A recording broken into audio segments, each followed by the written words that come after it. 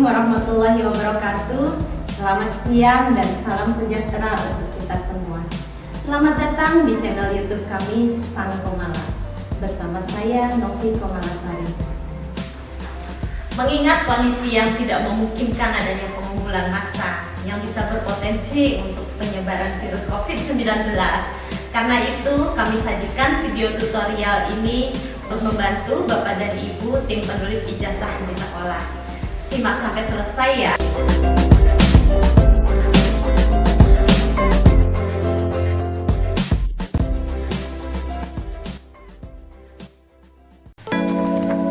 Bapak dan Ibu yang budiman, langkah pertama yang harus kita lakukan ketika kita melaksanakan tugas apapun adalah menguasai aturan main.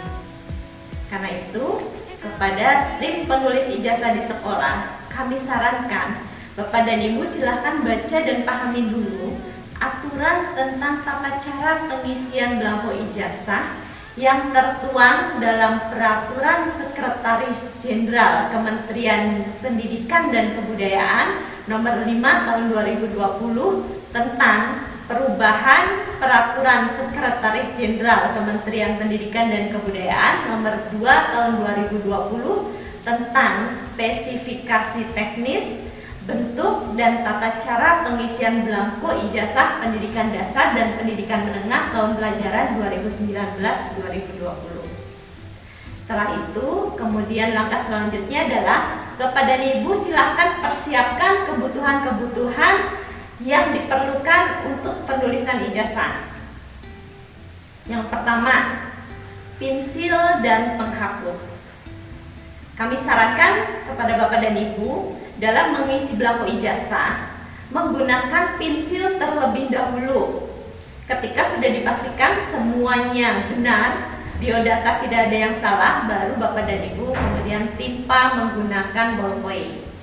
Karena itu kebutuhan yang kedua adalah tinta atau ballpoint warna hitam yang tidak mudah luntur dan tidak mudah terhapus. Kami sarankan menggunakan drawing pen. Yang ketiga, persiapkan juga sumber data pengisian biodata siswa. Yang pertama adalah fotokopi ijazah SD, yang kedua fotokopi akte kelahiran. Di mana kedua sumber data tersebut apabila ada perbedaan, silahkan Bapak dan Ibu cross check dengan orang tua ataupun dengan siswanya data mana sebetulnya di antara kedua data tersebut yang betul dan yang akan dipakai untuk pengisian ijazah. Kemudian kebutuhan selanjutnya adalah rekap nilai yang akan Bapak dan Ibu isi dalam belangko ijazah. Dan kebutuhan yang terakhir tentu saja adalah belangko ijazah kosong sejumlah siswa yang akan Bapak dan Ibu tulis, dan pastikan cek belangko ijazah ini dalam keadaan utuh, tidak ada rusak sedikit pun.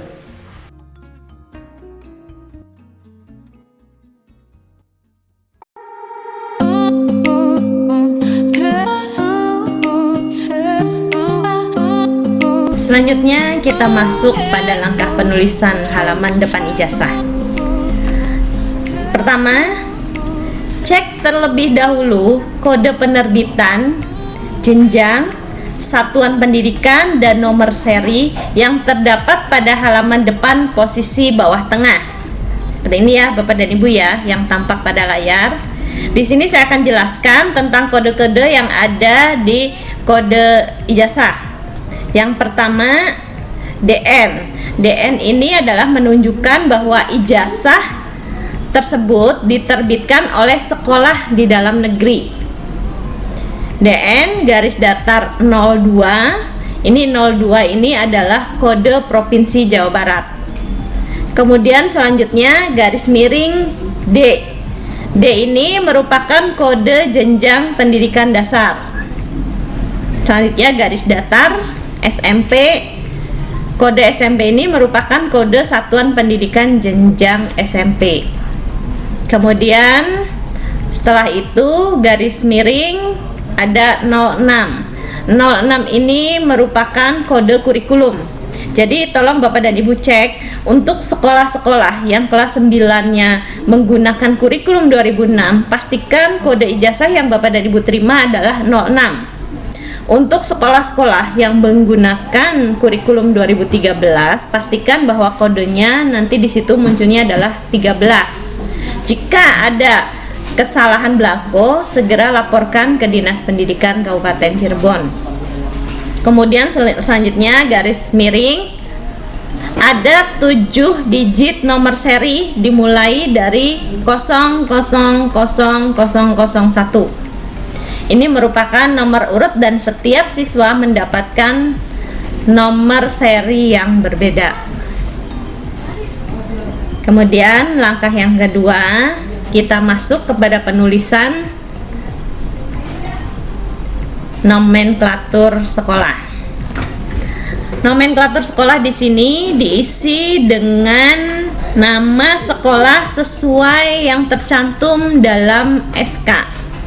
Di sini saya contohkan untuk di Kabupaten Cirebon, SMP Negeri 1 Babakan, Kabupaten Cirebon. Selanjutnya, yang kedua adalah nomor pokok sekolah nasional yang menerbitkan ijazah.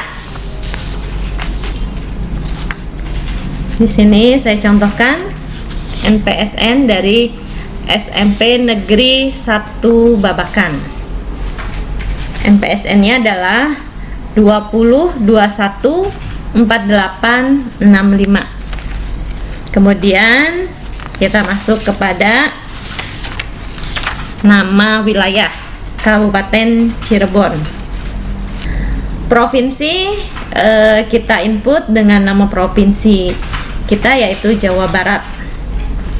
Selanjutnya kita masuk kepada biodata siswa pemilik ijazah. Yang pertama adalah nama. Untuk nama dalam ijazah ini Bapak dan Ibu upayakan tidak ada singkatan. Nama ditulis utuh.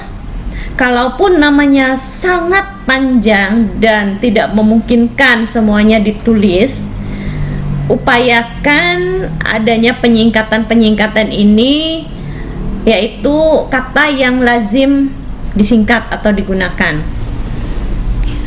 Dan penulisan nama ini semuanya menggunakan huruf kapital.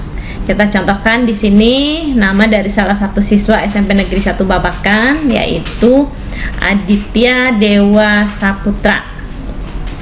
Kemudian selanjutnya kita masuk ke poin 7 di sini, Bapak dan Ibu, tempat dan tanggal lahir.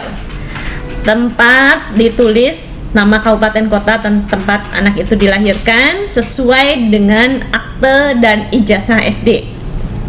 Kemudian tanggal, di sini tanggal menggunakan 2 digit angka. Walaupun anak tersebut lahir sebelum tanggal 10, tambahkan angka 0 di depannya Bapak dan Ibu ya. Ini untuk mengantisipasi adanya penambahan oleh pribadi atas dasar kesengajaan atau ketidaktahuan atau keisengan yang bisa menyebabkan ijazah tersebut menjadi cacat atau rusak. Karena ditambahkan angka 0 di depannya. Di sini saya contohkan 01 Januari 2005. Masuk kepada nama orang tua atau wali, ini juga harus disesuaikan dengan nama yang tertera di ijazah SD dan akte kelahiran. Kalau sampai ada perubahan perbedaan biodata antara di ijazah SD dan akte kelahiran, segera Bapak dan Ibu undang orang tua dan siswa yang bersangkutan dan silakan konfirmasi data yang betulnya yang mana. Kemudian kalau memang ada kesalahan di ijazah SD, minta yang bersangkutan untuk memperbaiki terlebih dahulu ijazah SD-nya dan sesuaikan dengan akte kelahiran. Begitu juga sebaliknya. Selanjutnya kita masuk kepada nomor induk siswa. Nomor induk siswa di sini diisi dengan nomor induk yang ada dalam buku induk sekolah masing-masing. Di sini Bapak dan Ibu untuk 4 digit pertama nomor induk siswa ini biasanya diisi dengan tahun pelajaran anak tersebut masuk ke sekolah.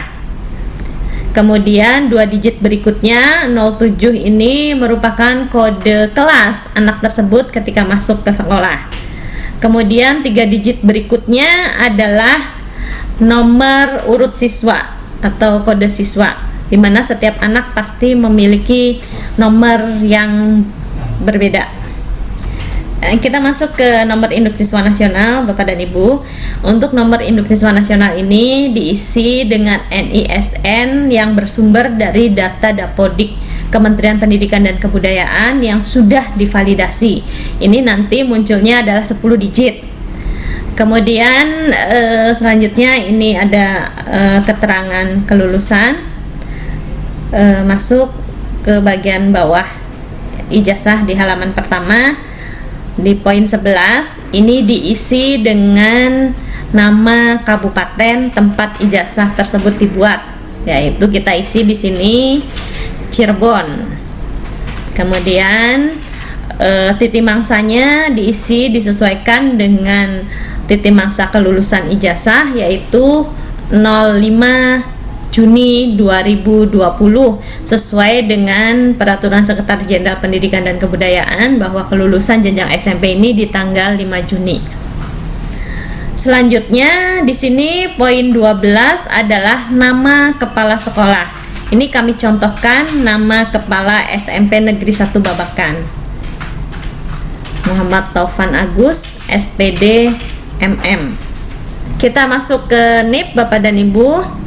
Silahkan diisi dengan NIP untuk kepala sekolah yang dari unsur ASN. Untuk kepala sekolah yang non ASN atau non PNS, kolom NIP ini cukup diisi dengan tanda garis datar. Kemudian di sebelah nama kepala sekolah ini, Bapak dan Ibu, di sini ada kolom untuk pas foto siswa. Pas foto ukuran 3x4, boleh hitam putih, boleh juga berwarna.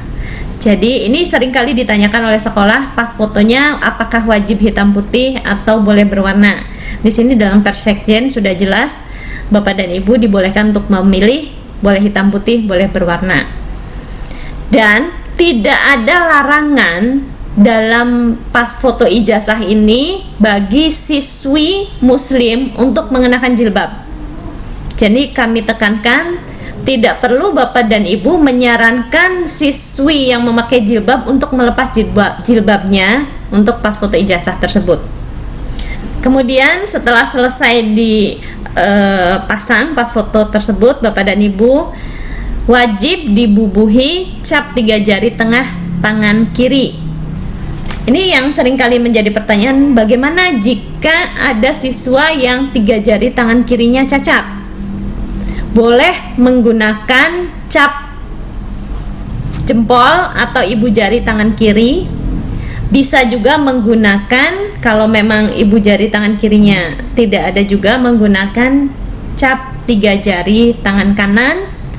Dan semuanya itu dilampiri surat keterangan dari sekolah. Setelah cap 3 jari, kemudian tanda tangan kepala sekolah itu dibubuhi stempel sekolah, dan stempel ini wajib mengenai foto siswa. Selanjutnya kita masuk pada pengisian belangko ijazah di halaman kedua atau lembar belakang. Di sini yang perlu kami garis bawahi, Bapak dan Ibu, dari simulasi yang kami tayangkan, pengisian belangko ijazah ini kami menggunakan contoh belangko ijazah kurikulum 2006. Secara kaidah penulisan ijazah antara kurikulum 2006 dan 2013 secara umum tidak ada perbedaan, hanya struktur mata pelajarannya saja yang sedikit berbeda. Karena itu panduannya tetap sama menggunakan Persekjen nomor 5 tahun 2020. Yang pertama kita isi dari kolom nama dulu. Di sini diisi dengan nama peserta didik dengan huruf kapital seluruhnya, dengan acuan dari ijazah SD dan akte kelahiran. Ini kami simulasikan dari salah satu siswa SMP Negeri 1 Babakan. Kemudian yang kedua, tempat dan tanggal lahir diisi seperti halnya di kolom tempat tanggal lahir halaman depan ijazah. Kemudian selanjutnya nomor induk siswa ini diisi seperti nomor induk yang tercantum dalam buku induk di sekolah. Dan nomor induk siswa nasional di sini diisi dengan 10 digit NISN yang tertera dalam Dapodik Kemdikbud. Kita lanjut kepada kolom nilai. Di sini Bapak dan Ibu saya tandai dengan poin 5. Nilai ujian sekolah di sini diisi dengan rentang antara 0 sampai 100 tanpa desimal atau tanpa digit di belakang koma. Ini saya contohkan nilainya misalkan 75. Silahkan diisi sesuai dengan nilai siswa yang bersangkutan. Kemudian lanjut. Nah, untuk mulok di sini Bapak dan Ibu yang disediakan dari kementerian untuk mulok ini hanya 3 kolom. Seringkali ada pertanyaan bagaimana dengan sekolah-sekolah yang mengadakan mulok lebih dari 3 mulok. Silahkan Bapak dan Ibu tambahkan lembar lain yang merupakan bagian tidak terpisahkan dari ijazah ini kalau muloknya lebih dari 3. Kita masuk ke rata-rata. Di sini untuk rata-rata nilai kita isi dengan bilangan desimal di belakang koma, 2 digit di belakang koma ya. Jadi kalau tadi nilai di atas mapel itu tidak ada digit desimal, untuk rata-rata ini ditulis dengan bilangan desimal 2 angka di belakang koma. Ini saya contohkan, misalkan rata-ratanya 75,00 untuk siswa tersebut. Ini hanya simulasi ya. Mohon maaf, ini tidak pas itunya kolom. Nah, nih seperti ini Bapak dan Ibu. Kemudian kita masuk ke bagian berikutnya, titik mangsa. Di sini untuk titik mangsa kita isi nama kabupaten tempat ijazah tersebut diterbitkan. Di sini saya isi dengan Cirebon. Kurang pas.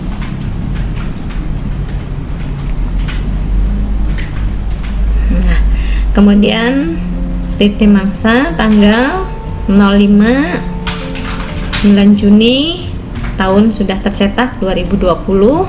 Kemudian diisi dengan nama kepala sekolah. Ini saya contohkan di sini. Ini kemudian kolom NIP diisi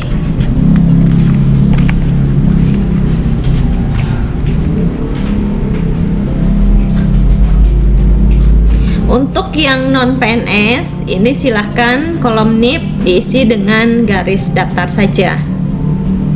Kemudian setelah ditandatangani oleh kepala sekolah, dibubuhi stempel sekolah sesuai dengan nomenklatur.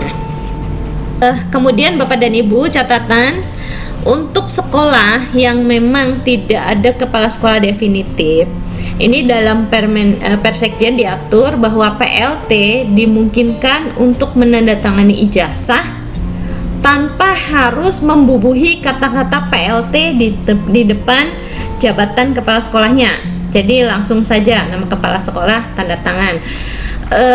Tetapi harus ada mandat khusus terkait dengan penulisan ijazah ini. Jadi harus ada surat mandat. Kemudian catatan berikutnya adalah sekolah tidak boleh menahan ijazah siswa dengan alasan apapun. Ketika ijazah sudah selesai diisi, sudah selesai ditandatangan dan sudah jadi, silahkan langsung bagikan kepada siswa yang berhak menerimanya. Tidak bisa ijazah dijadikan sandera atau jaminan apapun oleh pihak sekolah. Itu selesai untuk halaman kedua, Bapak dan Ibu, mudah-mudahan bisa bermanfaat.